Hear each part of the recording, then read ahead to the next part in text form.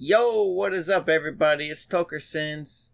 In today's video, I'm going to tell you about the time that I came up on a zip of Pineapple Express. I hope everyone enjoys the story. If you do, please hit the like button and subscribe. We got 16 subscribers, guys. That's fantastic, but we need more, alright? And happy 4th of July, everybody. I hope everyone had a safe, lit time. Now, let's get into the story. So, I'm hanging out with Tate. Tate and I were behind the CVS that was about 5 minutes walking distance from my house. And behind the CVS there was a ledge. The ledge was covered in wax. People would use it to grind on with their skateboards or their BMX bike if they had pegs. And I'm pretty sure we were about 14 or maybe even 13 years old at this time. So we didn't have any money. We did have a blunt rolled up and we had some cigarettes.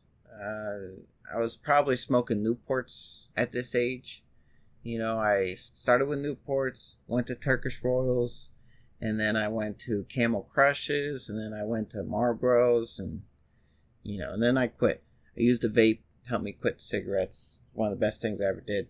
I don't cough up a bunch of crap anymore. It's fantastic. But anyways, we're kicking back on the ledge. We smoked up the blunt, and then we started smoking up some cigarettes, and we were thinking, how are we going to get some more green? Because, like I said, we didn't have any money. We're two broke kids. And it was a hot day, too. We didn't really want to go skate around and do whatever. We just kind of wanted to stay low-key and then only move when we really had to move.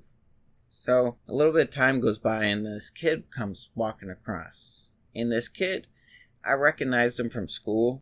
He was a year older than me. He was a friend of one of my friends. But I never met this kid. I don't even remember what his name was. But for the sake of the video, we're going to call him Brian.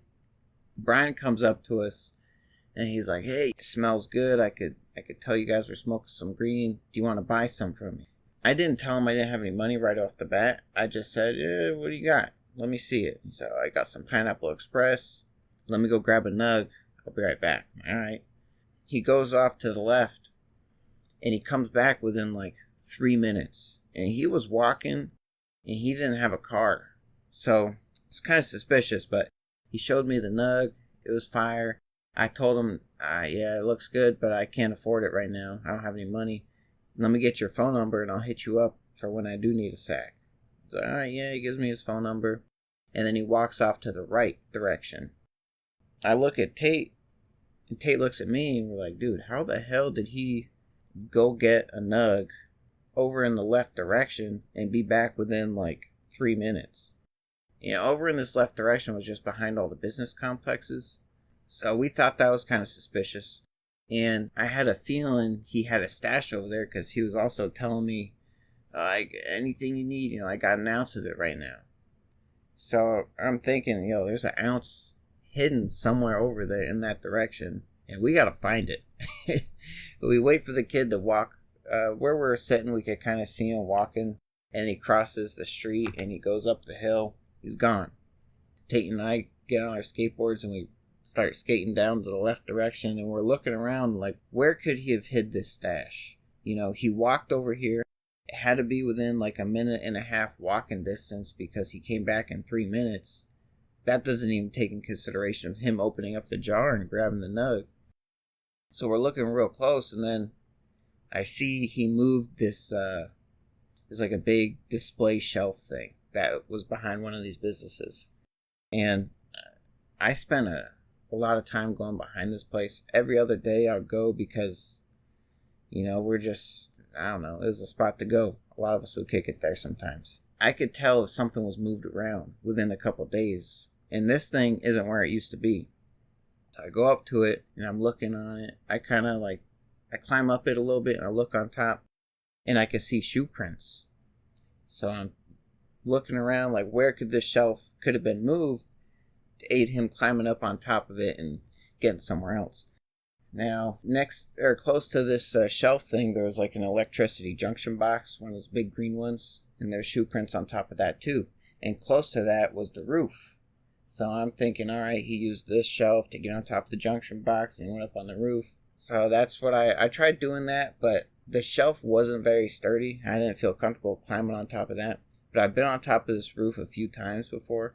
And how I got up there was there was these pipes that led all the way up to the top of the roof. Like a little unit of like 3 or 4 pipes.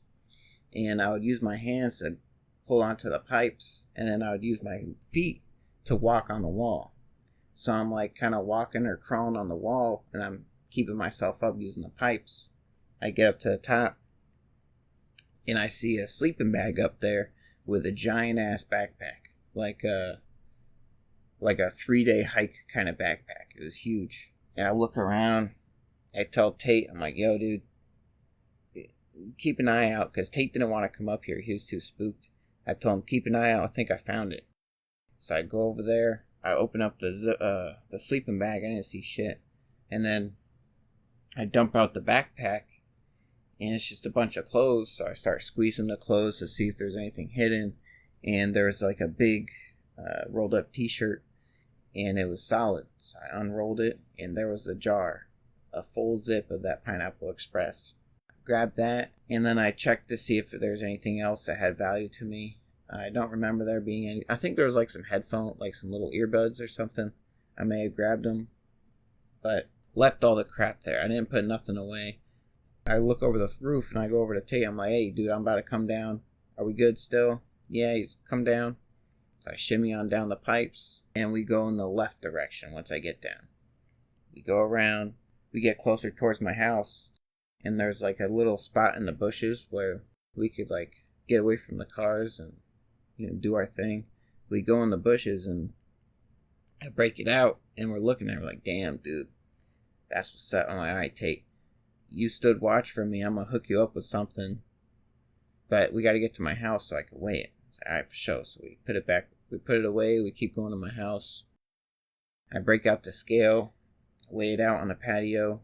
It was 30-something grams. But I hooked Tate up, I think, with like a quarter, an eighth, you know. And he wasn't my closest friend, but he helped me get this sack. So I think it was an eighth.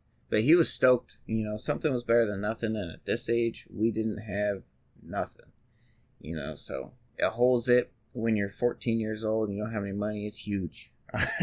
And it was some fire, dude. It was gas. We smoked it up, got lit, and that was that.